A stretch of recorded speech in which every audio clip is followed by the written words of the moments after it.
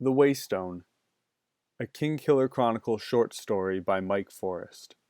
Dedicated to my family, my friends, the guys and gals from the KKC chat group, Patrick Rothfuss, his fans, and most importantly Lila, my baby girl who is finally sleeping enough to allow me to start writing again. Forward. While I have my serious doubts that anyone will ever read or listen to this, save a select few trusted individuals with whom I determine to share it, I would be remiss to forego some of the long list of people and events who and which deserve thanks, mention, and of course, credit for what you are about to read or listen to. From a very early age, I was read to and taught to read, guiding me to truly appreciate the magic that is books. My parents played an integral role in shaping my imaginative, curious, and admittedly overactive mind. Without these, so much of who I am today would be lessened and frankly much more boring. I owe them a boundless debt of gratitude. From there, I have been blessed enough to be surrounded by not only a fantastic family, but also a truly awesome group of friends who have always supported me, influenced me positively for the most part, and shared in my adventures. Their passions have helped to keep the blaze of my own running hot, even in the coldest of times. Most recently, the unwavering love, support, and inspiration I receive from my wife Brianna has helped me to regain much of my childhood sense of awe, wonder, and enthusiasm for anything from the food I eat that she wishes I didn't, to my faith, music, writing, and countless more. Growing up, masterpieces like The Lord of the Rings, The Chronicles of Narnia, and many others taught me from a young age that adventure, while being out there, could also exist vividly within my own life and mind. This universe created by Pat is the capstone on a long list of such masterpieces, whether it be his world building, character creation, or even his writing style. Every word of his work is drenched with the music of passion, care, and complexity. I often joke that while I love The Lord of the Rings much like I love family, familiar and steady as stone, I love the Kingkiller Chronicle with the hot intensity of a love affair, making it different but somehow the same. It is my deepest hope that my small addition to the absolute masterpiece passes unfolding for us all be enjoyable to anyone desperate enough for Book 3 to read it. May our excitement never grow sour with waiting, our fondness never dwindle, and the passion which unites us stand like a waystone against the mundane. Mike. Chapter 1. In the Heart of Noir. Reshi, are you sure you know where we're going? Bast said, pushing through the most world-weary sigh he could manage while steering far enough clear of his master's temper. He was a young, fit man with eyes of piercing blue which stood out against his pale skin and his dark, tangled hair. It was late felling afternoon, the copper rays of the setting sun pressing through the branches of the thick pine forest to streak the worn path beneath the wheels of a shabby old cart. Two men sat slumped in the front seats, one focused and pulling gently on the reins, the other idly whittling a small figure out of a piece of wood he had broken off the cart a few miles back. Two gray-brown mules pulled the cart steadily forward, no doubt happy to be on a proper path again. The gentleman I spoke with last span said it was past Abbotsford but not quite into Ranish, the second man recited, perhaps for the third time that day. When he sighed, there was no theatrics in the world-weariness of it, just the numbing damp of truly being overspent. His eyes were a murky green, though they had been bright as a spring leaf when their journey had begun. He wore a faded blue cap with all his hair tucked into it to avoid any unwanted attention, and a deep black cloak which hung about him inconspicuously despite its fine quality. Once we find that damned bridge, it should only be about half a mile until we get there. He rubbed his eyes with one hand and twitched the reins sharply with the other. I know you know where we are going. Bast let a sheepish smile creep into his face. But are you sure you know how we're going to get there? His knife flicked quickly at the bottom of the figure in his hands, paring off thin strips of wood and forming a clever pair of shoes. It's not like I've ever been here before, Bast. I've never even been anywhere near here. Your guess is as good as mine. If I had to guess, though, I would say we can't be far now. His brow furrowed as he looked at the steadily darkening sky. He had hoped to have been moving in by this time already, yet for all he knew they could still be half a day's ride away.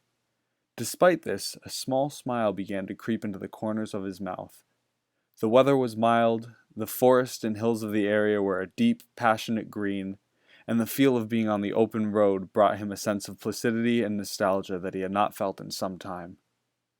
As the wagon rounded a bend in the path, a small curl of smoke became visible not too far in the distance. Relief flooded into his stomach as he cast a glance at Bast. "See," he said, "you need to start giving me a little more credit. I may be retired from traveling, but I am one of the Roo. We always find where we're headed." Much more chipper now than he had been for hours, he chided the mules into a faster pace and leaned back contentedly. Reshi?"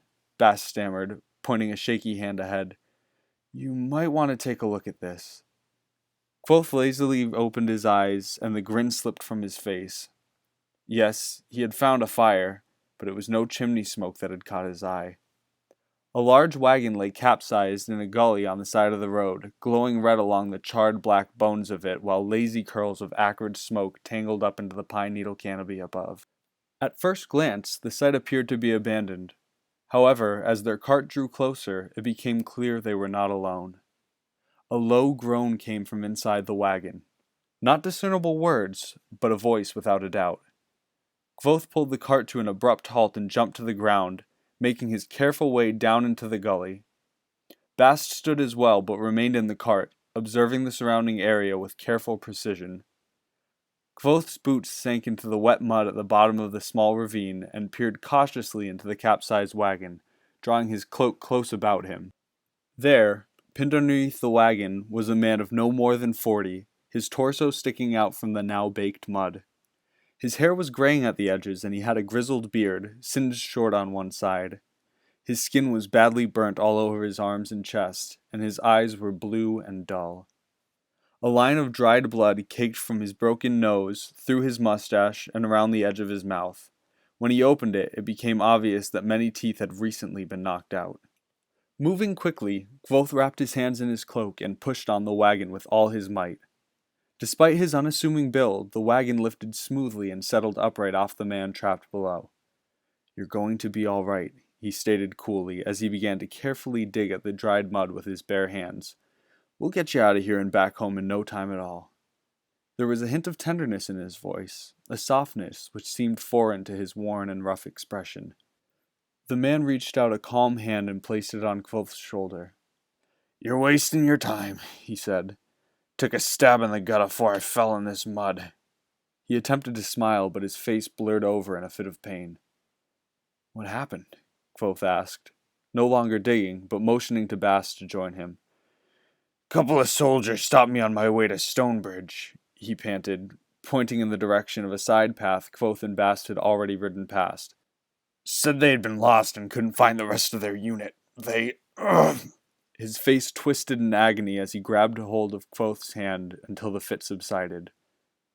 "You don't need to talk anymore," Kvothe said. "Don't strain yourself. We'll get you all sorted out."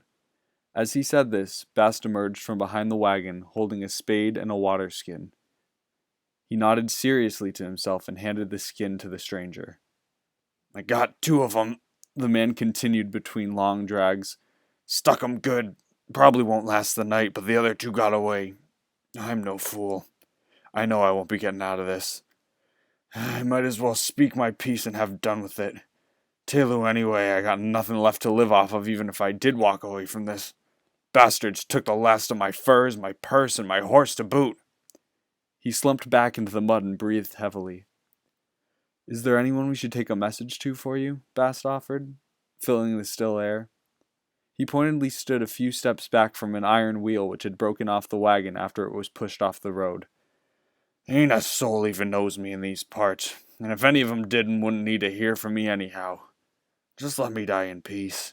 Won't be long now, and you've already done me a great kindness getting that damned thing off me." He spat at the wagon for good measure. Bast looked imploringly at his master, not knowing what to do, or if he should do anything at all. Kvothe simply nodded towards the burnt stranger and reclaimed the water skin. Bast was about to protest when he realized that the man had passed, and staggered slightly backwards into the mud. It was not long after that the two men crossed Stonebridge, still and silent as the remainder of their ride had been. Even the brook below seemed to carry a deep reverence for what had transpired, barely moving through the riverbed. The only sounds that could be heard were that of the cart on the smooth stone, the wind twinning through the trees, and the scrape of Bast's knife against his wooden figure. "Who am I?" Kvothe spoke softly, breaking the relative silence. For such a large question, he offered it with a voice so nonchalant that he may have been asking the time. "Excuse me?" Bast questioned, clearly confused by the origin of the question, let alone the question itself. "When we get to town, who am I?" This time the intention dawned on Bast, and he smiled slyly. "Kvothe, a bartender turned innkeeper. Your whole life you had grown up in the business, and while you may be young, you know your way around a kitchen, a bar, and any other hospitality need folks might have." He beamed a little in his answer. "Leave off the bit about my age. If you don't mention it, there's a chance nobody will even notice it. Best not to draw attention to it if possible." Bast deflated slightly, but upon receiving an approving nod from his master, he perked up a bit again. "Can I still call you Reshi?" he asked sincerely. "You can still call me Reshi, but make sure it's clear that it's not my name. I don't want folk getting all confused as to who I am. I am Kvothe. Make sure they know before you call me anything else." "And what about me, Reshi?" Bast asked, his eyes excited and bright. "Who am I?" "You are Bast, my pupil," Kvothe said easily, some of the tension spilling out of him in a wry smile. Best not to complicate things by keeping them as close to the truth as possible. Just as the sun's rays blinked into darkness, a large inn became visible ahead on the path. No candles were lit inside it, and no horses were tethered up outside. The only sign of life at all was a small man dozing against the well on the side of the property. A grimy brown hat rested over his face. As the cart pulled closer, the man sprung to his feet, clutching at his hat and resting it atop his bald head. "Well, look who it is!" he shouted over the rumble of the cart on the loose cobblestones. "I was beginning to think you might never show up." He gave a greasy smile that seemed sincere enough, and walked over to the cart. "Had some trouble finding the place," Kvothe said easily. "Not to mention the trouble with highwaymen." He trailed off, letting the line hang in the air like a hook in the water. In small towns like this, people couldn't help but complain about the changing times, how bad the roads had gotten, and any other manner of things that helped convince them that things were better in their day. "Run into some trouble, did ya?" His smile dripped with false pity, and he began to wring his hands in anticipation. "Not us, but some other traveler," Kvothe said flippantly. "We managed to avoid them just fine. Stopped to help the poor man, but it was already too late. He's about a mile back over the bridge if you're inclined to tell the authorities so he can get a proper burial." The man slumped slightly, realizing what he had just been roped into, and looked down. "I suppose I can see to it," he said, trailing off, then snapping his attention back to the two men who had just stepped off their cart. "Name's Tem, by the way. Pleasure to finally meet you." Bast perked up and jumped forward, hand extended cheerily. "I'm Bast, and this is Master Kvothe. He's the one who'll be taking the inn off your hands." He beamed childishly as Tem took his hand and gave it one firm shake. Kvothe gave Bast a sidelong glance and extended his own hand. "Bast is studying under me for the time being," he said pointedly, then drew a little closer to Tem. "He's a little—" He let his words drift off meaningfully while crossing his eyes slightly at Tem to get his point across. "Oh!" Tem burst out laughing. "My sister's got one of them good little helpers to have around when your purse is a little light." He nudged Kvothe knowingly. "I won't try to gouge you for the inn, then. I'm sure you've heard my price?" "I have," Kvothe nodded, suddenly businesslike. "But I'm afraid that even still I'm a couple talents short. Could I interest you in my 2 mules to make up for the difference?" Tem lifted his hat and scratched his bald head thoughtfully.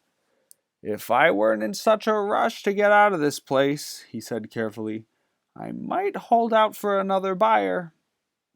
However, under the circumstances, and seeing as you have some extra special work to do," at this he nodded at Bast, "I suppose we have a deal." He held out his hand again, and Coat shook it firmly. Bast, unhitch the mules and rub them down. Make sure they're fed and watered before we give them away. We've just been given a great deal of kindness. We should do the same in return.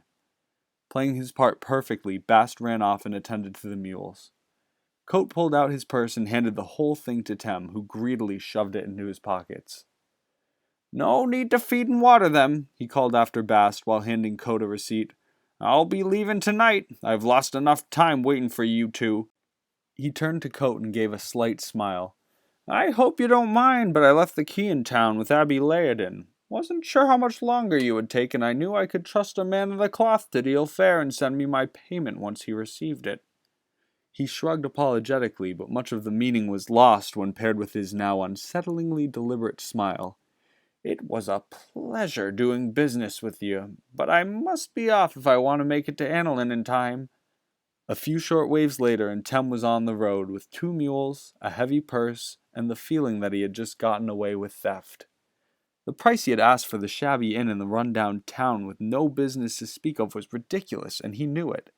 He simply figured he had swindled an eager young half-wit out of his purse, and thus was eager to leave.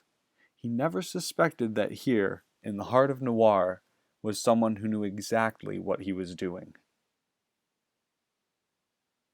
Chapter 2. A Close Call. Did you really have to give him the mules, Reshi? Bast groused. It was hard enough finding a passable beast when we were on the edge of the map. Now we're completely off the map, and it doesn't look like anyone in this...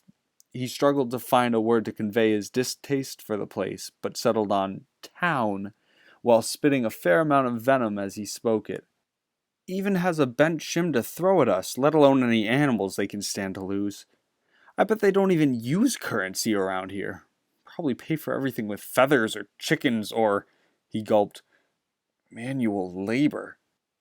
Kvothe gave a throaty chuckle at this last bit, watching Bast shudder at the thought of having to do a hard day's work for a change. I'm sure they use real currency, he said, with a reassuring tone of certainty. Towns like these get people from all over passing through. I bet you'll find they may even use more than one type of currency out here. Besides, we aren't here to be comfortable, Bast. He eyed his pupil meaningfully. As for the mules, I did have to sell them. The sooner he left the better, and I knew that if he felt like he were getting more than he was asking for, he would run off before I had time to come to my senses. At this, he slipped a few small purses out of a clever little pocket concealed within his cloak, and jangled them together lightly. A toothy grin split Bast's face as he realized how clever his master had been. He thought you really had nothing left to give. After all, what kind of man would include 2 perfectly good pack animals unless you were truly desperate? Exactly, Kvothe said, his eyes twinkling ever so faintly in the shallow dark around him. Saved a good sum, which will help us get this place up and running in no time. He pocketed the small purses and tipped his cap in the direction Tem had disappeared to. We had better get to town before everything closes down for the night. I would hate to go another night without a proper bed if it can be helped. He and Bast began to make their slow way along the winding dirt path leading from their new inn to what they hoped would be the heart of town. The sun had set, but there was still enough light to see much of the surrounding area. Though they had been traveling all day, and for most of the past span or so, it felt good to be walking again. Make no mistake, riding in a cart had been preferable to walking the entire distance on foot, even without all of the belongings that they were to be bringing with them, but to actually move under one's own power again shook life into the journey they had just made. As they walked, tall gray stones emerged from the shadows of nearby trees, or lay tipped over alongside the path. Their presence seemed calming, protective even, showing that despite the new surroundings, some of the 2 travelers' old lives were still present, watching over them. A small side path wandering out of the woods and up a hill caught Bast's eye, and he took a few steps closer to get a better look. You go on ahead, Reshi. I'm going to go take a look at this and catch up with you. Kvothe shook his head and rolled his eyes, dismissing Bast with a shooing motion and continuing down the path. Bast bounded off down the trail, whistling to himself and beaming from ear to ear. Once Bast was out of sight, Kvothe let his shoulders bow in slightly and drop. His expression changed from the sharp, half-wild look it had held moments before to a soft, almost doughy blankness. He pulled his cap down again and adjusted it, making sure not a single strand of loose hair could be seen. Even if somebody had been watching, they may have been convinced that they were looking at a completely different man. Almost none of what had been there before still remained aside from his clothes. Kvothe had made some small adjustments to his bearing, slouching a little less, and furrowed his brow with what almost appeared to be anxiety. Playing the proper role was not new territory for Kvothe. He had been doing it since he could remember. However, this time was different. He had to remove himself entirely from the equation and be more than an actor. He had to be Kvothe. After several minutes of walking alone, a flicker of light ahead appeared warm in the distance, and so Kvothe made his way cautiously forward. It had been a while since he had any time alone, and so he began to whistle softly to himself. That is, he tried to whistle, but the tune wandered terribly between notes, and there was no real timing to speak of. He made a sour expression and decided that perhaps it would be best to travel in silence. The town was quiet and rustic, clearly having been tucked away in this corner of the forest for half as long as any of the trees. Though worn, the place seemed solid. A large wooden frame hung over the path as a sort of unofficial welcome banner to the small community. A few small houses were nestled in clearings, their chimneys billowing cheerful plumes of smoke into the clear night sky, and candlelight puncturing through windows into the shadowy surroundings. The local forge looked closed for the night, but the steady ringing of hammer on iron still filled the night air. Several other shops and stands lined the center road, their signs hardly legible, cracked paint peeling off into a bouquet of multicolored dust on the ledges below. Finally, there was a middle-sized building with a square tower and an iron wheel fixed over the doorway. The local church. Kvothe had never been particularly religious, superstitious, or fond of the Tellins, but he suspected that perhaps Kvothe might be a little bit of all three. He hung his head with a reverence that would put even the most devout believers to shame, and knocked firmly on the rough ash door. There was no answer. He knocked again, louder this time, and waited patiently. As he lifted his hand to knock a third time, a grimy window on the second floor of the structure swung open and a gray, balding head poked out. "Cobb, I told you Oh, pardon me, sir. I was mistaking you for someone else." Abileodin raised his hand apologetically.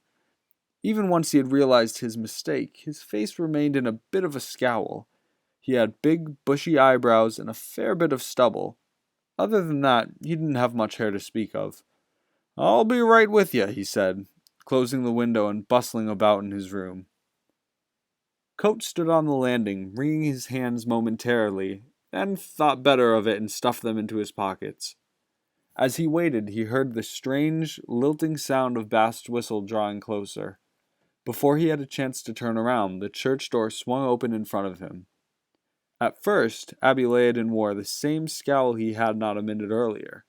Upon opening the door, however, his scowl dropped and he went white as a corpse. His hand darted into his gray robes and clutched at something hanging around his neck. Bast froze for half a breath, but to his credit, he never stopped whistling his tune. Abileodin squinted at Bast, who was only a few steps away from the church now, and loosened. He drew his hands out from his robes and blew a gusty breath into the night. "My name's Kvothe. Just purchased the inn down the road and came looking for the keys. Tem said he had left them with you?" Kvothe produced the receipt he had gotten earlier and flashed his most placating smile to diffuse whatever tension was still left within the old Tellin. The smile hit its mark just as Bast stepped up beside his master. "This here is Bast. He's been studying under me for some time and will be helping me tend to the inn." Bast extended a hand and was met with a clammy handshake and an appraising glance. "Yes, I got your key on in here if you don't mind waiting for a minute." "Not at all," Kvothe said politely. "Take all the time you need." Abileodin disappeared inside the church and left the door slightly open. Kvothe reeled around and glared at Bast, his eyes so dark they had almost gone black. "What in the hell was that?" he hissed through his teeth. "God's charred body, Bast, we just got here. We can't afford to already be having close calls, especially not with the Abbey. Small towns like this tend to have deep-running superstition, so he will have a lot more sway than a Talon might somewhere else. I'm sorry, Bast murmured. I just found the most interesting place, and I wanted to give my legs a bit of a stretch. I didn't think exactly, Kvothe bit. You didn't think. His eyes softened and his face grew calm again as he heard the sound of Abileodin walking down the steps. By the time he turned to face him, Kvothe had a cheery smile across his face. Last town we lived in didn't have a proper church, he said conversationally. Now, I'm not a particularly religious man, mind you, but I find a town with a church tends to be a hand more helpful and twice as eager for a nice hot meal at the end of the day. To Coach's dismay, Abileodin didn't seem the type for conversation, at least not now. He simply nodded and extended the key. Hope you two, have better luck in that place than Tem did, he said lamely. Never could keep customers coming in. Bast drew a breath, ready to respond, but he was cut off. I won't keep you waiting. Sounds like you've had enough of a trip by now. That we have, Coach said. Hopefully we'll see you at the inn sometime. Travel safe, Abileodin said as he closed the door and bolted it shut. Bast and Coach stood there for a moment, a bit confused as to how to react.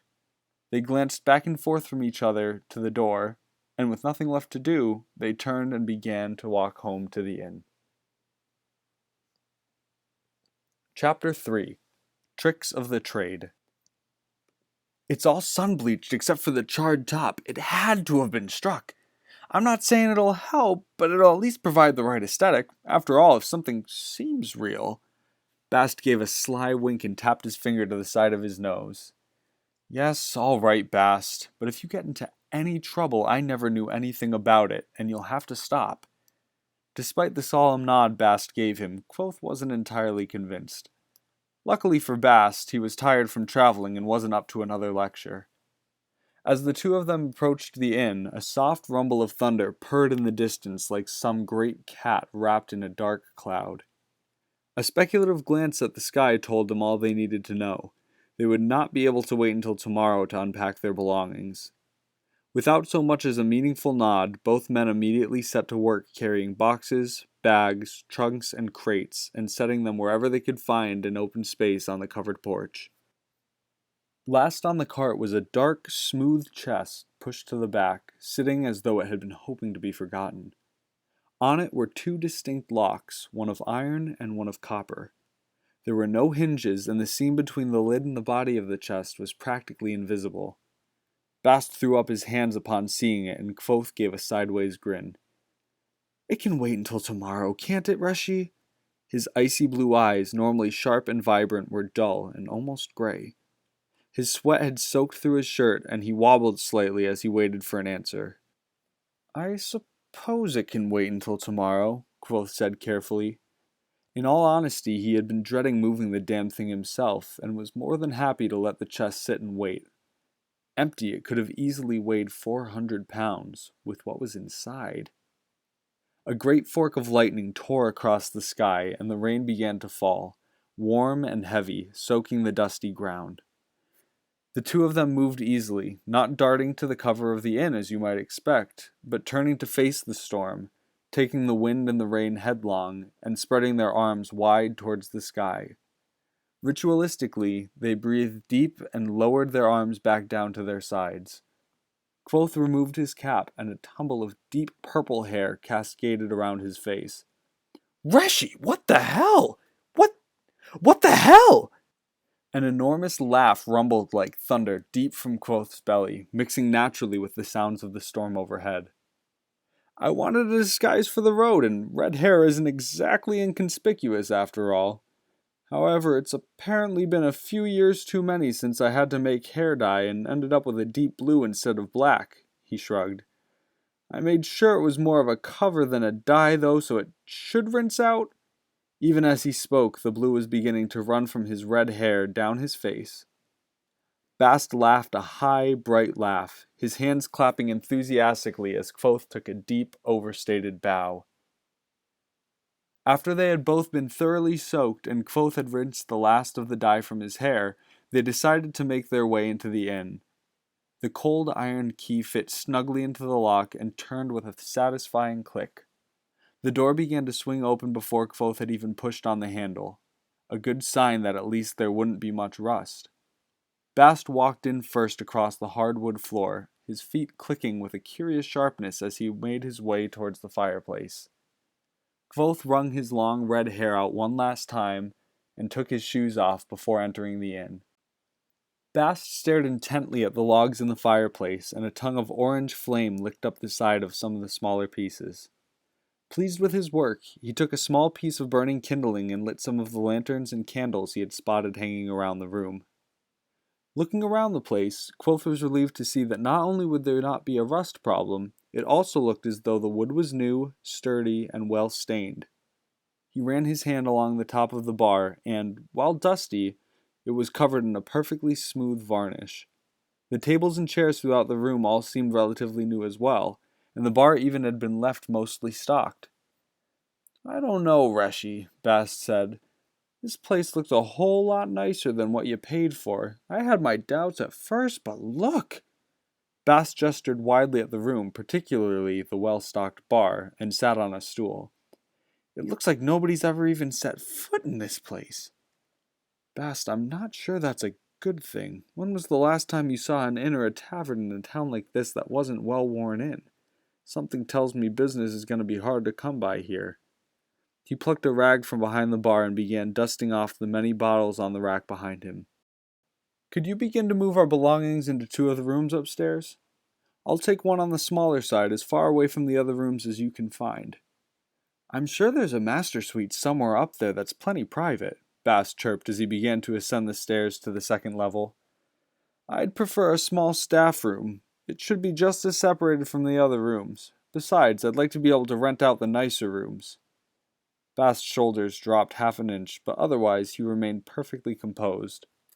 Noticing his pupil's disappointment, Kvothe's eyes softened. "Except whichever room you intend on taking, that is." Bast's chest puffed up importantly as he scampered up the rest of the stairs. Once Bast was out of sight, Kvothe shook his head, amusement covering his exhaustion like new paint dripping down an old, cracked wall. He carefully returned the bottle he had been polishing into its spot on the top of the shelf, then thought better of it and placed it on the bar top. He rummaged around under the bar until his hands met 2 small glasses, which he produced and sat cozily on top of the bar. With a slight flourish, he grabbed the neck of the dark bottle and flipped it easily over the back of his hand. He caught it while making a sweeping motion with his other hand, popping out the cork in a seamless, gliding arc. As fast and sudden as a lightning strike on a cloudless night, he caught the cork and ducked the bottle under his arm, splashing a generous amount of its contents into each glass. A flick of his wrist and the bottle popped up into the air, where he caught and stoppered it without spilling a single drop. By the time Bast had chosen rooms and lightly stocked them with the essentials, the ground floor was spotless. The fire had taken nicely, providing ample light for its part of the room, while various lanterns, candles, and a simple iron chandelier filled the rest of the space with a comfortable glow. Kvothe had unpacked the bottles he had brought and used them to fill the empty gaps on the shelves behind the bar. He had even managed to get the kitchen clean, and the distinct smell of the brick oven heating filled the air. Bast trotted down the stairs, evidently pleased with the rooms he had chosen. He sat at the bar with a sigh and glanced nonchalantly at the 2 full glasses sitting across from him. Kvothe was busy rearranging bottles on the shelves, and so Bast saw no harm in making sure the glasses weren't too full. Spilling on the first day would be a shame after all. "Everything is all set up there," Bast said absently as he eyed the glasses again, making sure that their contents were level, which, unfortunately, they were not. He scowled lightly, then shrugged and evened them out. "Will I have to pour more?" Kvothe asked wryly. Bast's face went white, then slowly flushed into a furious red blush. "How do you do that?" Bast asked, flinging his hands helplessly to the air. "I can never get away with anything. You weren't even facing me." Kvothe turned, his face solemn and his eyes dark and old. "Bast," he said slowly as all the background noise seemed to bleed from the building. "Have you learned nothing yet?" Bast's eyes began to widen, and he started to force out a lame answer. There's a mirror behind the bar, Kvothe finished with a smile. Any decent bar has one to keep patrons from stealing when the barkeep's back is turned. Chapter 4. What Goes Up. The next day came sooner than Noir's two new residents would have liked, and before long they were both hard at work finding places for everything they had brought. This would have been slow, boring work even on its own, but Kvothe was very particular about exactly where everything belonged. An old friend of mine taught me about putting things in their right places, he said fondly as he rotated a tiny teacup that Bast had just placed on the mantelpiece, a quarter turn clockwise. I just don't understand why we even had to bring all these things. He absentmindedly placed a small figure of an emir near a well-polished gear clock. None of these things even have a use, except maybe making sure dust doesn't fall on the wood they cover. Kvothe looked at Bast and shook his head patiently. This is our home now, Bast. I'll be damned if our home doesn't look lived in. The more comfortable this place is for us, the more comfortable it will be for our eventual patrons. Bast opened his mouth, but thought better of it, and carefully adjusted the small emir to be facing outwards. Besides, Kvothe mused, I would rather be arranging knickknacks right now than be lugging that chest up to my room, and something tells me you might agree with that. Bast nodded reluctantly and clapped his hands together. Can we go into town now? I know not everything is set, but we're almost done, and we'll be ready for customers by the time that they leave the fields. Kvothe sat down heavily on a nearby stool and looked out the window to see the large chest he had been avoiding for the past several hours. We have to get that chest in before we go. It should have been brought in last night, but neither of us were in any state to carry it, and I didn't want any broken bones from dropping it just because I was being impatient. Bast's shoulders dropped as he looked helplessly towards the chest, almost hoping it had disappeared while he had been working. Come on, Kvothe said. It won't be long, and I'm sure there'll be plenty of young women in town to make you forget all about how tired you are. Bast looked up and let out a gusty sigh. You really want that thing moved in, don't you? I do, Kvothe said, but I also meant what I said. All the men will be busy out in the fields or in their shops. Now, I'm not typically one to point a wolf towards sheep while the shepherd's off pissing. Kvothe trailed off meaningfully and rose from his stool. All right, Reshi, let's get it over with. The two of them plodded out of the front door, wincing and blinking in the sharpness of the fresh morning sun. The cart was covered in a thin film of dust and dew, and seemed as though it too had just awoken. It groaned as Bast climbed into the back and eyed the chest appraisingly. Where the cart had seemed natural and comfortable in its new environment, the chest could not have stood out more if it had been on fire. No dust or dew adorned the crown of the dark wood, and despite the heat of the morning sun, it was cool to the touch. It stared defiantly at Bast as he tugged on one end. You'll never move it if that's the way you're going to pull, Kvothe laughed. Or would you like me to get some of those women from town to come help you? God's charred body, Bast cursed. I say we leave the damned thing. I'd like to see anyone even try to steal it. He pulled again, this time shifting the corner of the chest towards the open back of the cart. I think if you grab a hold of it, I should be able to push it out enough for the both of us to get a good hand on it. Kvothe reached out and grabbed hold of the smooth wood of the chest. His forearms flexed, revealing a taut cord of muscle under his pale skin. Subtle scars, faint and thin as spider thread, tangled their ways up his arms and disappeared under the rolled-up cuff of his sleeves. Now lift! Kvothe groaned, hefting his side of the chest up and taking a careful step backwards. Bast's hand scrabbled to get his fingers under the chest as well, and lifted up with a groan only matched by that of the cart. With a little careful maneuvering and a few short breaks, the chest had made its way to the inn and to the foot of the stairs. It might be best to try and slide it up the stairs, Kvothe pondered aloud. If we get it on a sheet or a tarp, one of us can pull it up from the top while the other pushes from behind. Bast bounded upstairs, although admittedly a little slower than usual, and returned clutching a folded sheet. Kvothe glanced sidelong at the sheet in Bast's hands, slowly looking up to meet his eye. Out of all the sheets we brought and took on the road, you chose the silk set? A playful note of reproach crept into his voice as a crooked grin began to crack on his face.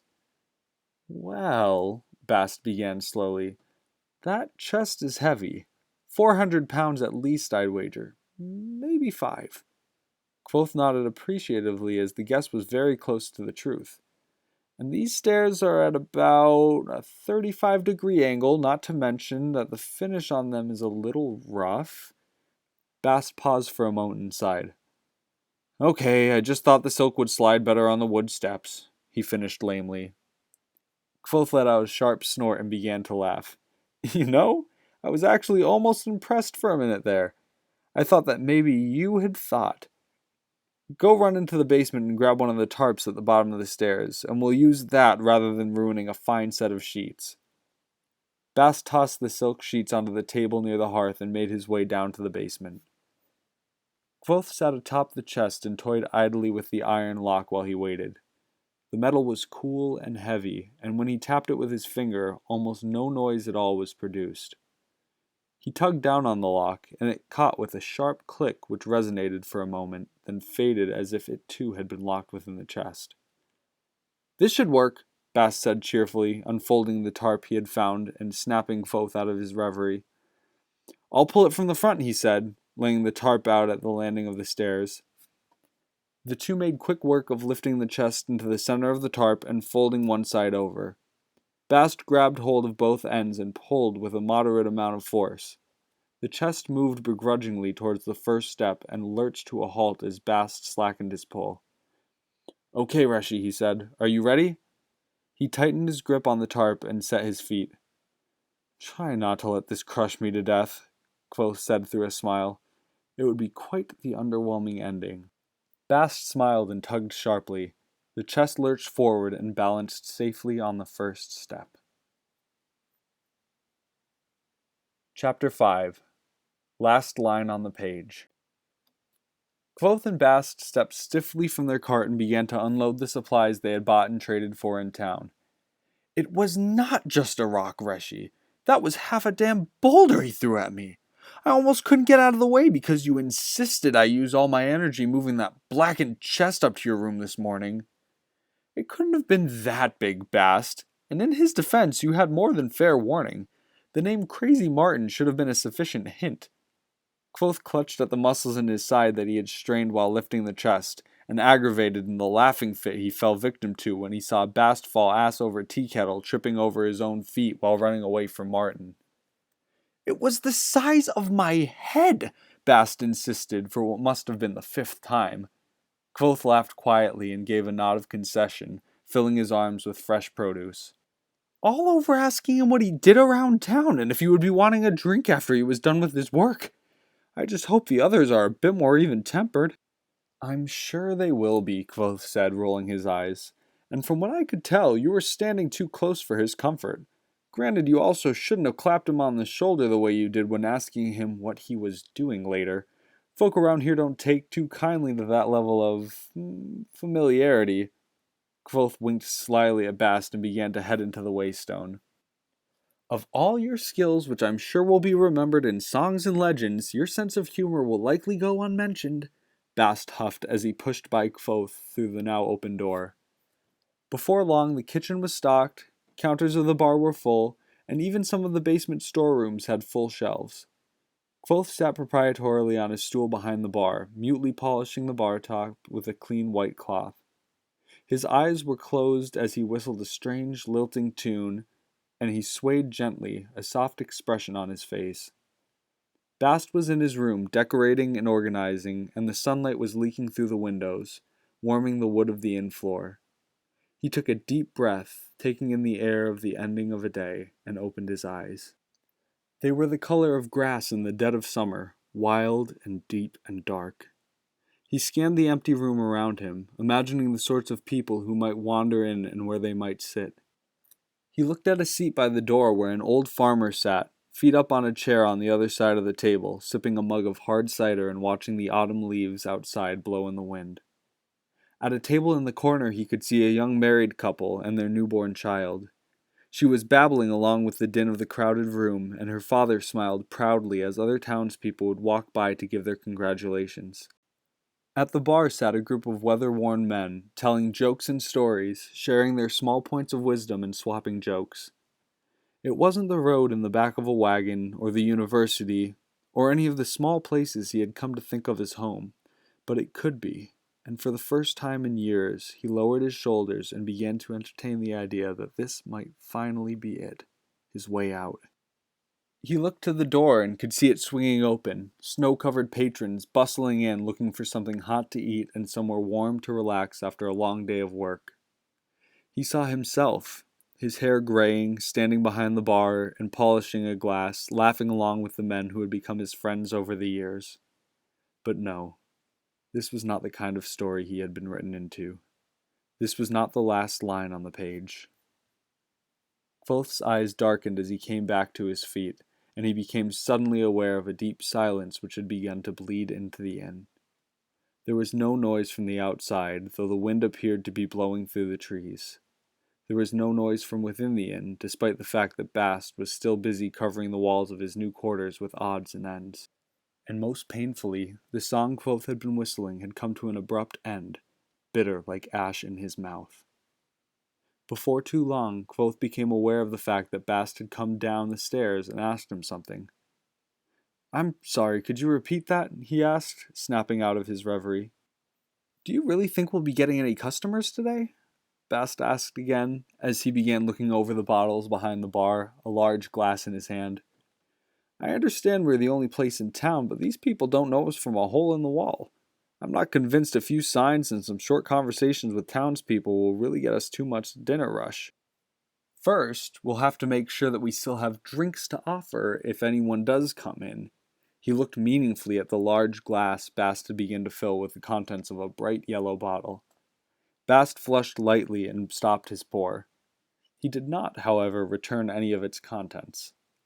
Second, these seem like good, honest folk. We might not be singing songs or crying into our mugs together by the end of the night, but they have a strong sense of community, and will come in at the very least to formally welcome us to the town with a jot or two of patronage for our services. "I hope you're right," Bast said through his glass. "I could use some intelligent conversation for a change." He shot a sharp glance across the bar and nodded in repayment for Kvothe's earlier joke. "They'll start to wander in soon enough. The sun is about to set." Kvothe wandered out from behind the bar to make one last sweep of the room to make sure that there was nothing left to do. Apparently satisfied, he walked into the center of the room and looked up at the ceiling. "You know," he hedged, "I think I just might put a fireplace here." "In the middle of the room? Do you have any idea how difficult that would be to do at all, let alone properly?" "I think I'm more than up to the challenge," Kvothe said cheerfully as he walked behind the bar. Bast shrugged and emptied his glass, putting it back with the others under the bar. Kvothe gave him a disapproving look, but made no move to fix it once Bast had smiled and walked away. As the last of the sun began to dip down below the trees, Kvothe heard voices off in the distance steadily growing louder as their owners grew closer. He felt the silence that had surrounded him begin to recede into the floorboards and bleed out into the night. Bast emerged from the kitchen and claimed a spot at the bar, another drink in his hand and a healthy glow on his cheeks. Figures came into sight as they approached the front door, and Kvothe pulled a welcoming expression onto his face. He breathed in deep through his nose and exhaled softly. The show was about to begin. The Waystone was his, and suddenly he had never felt more at home.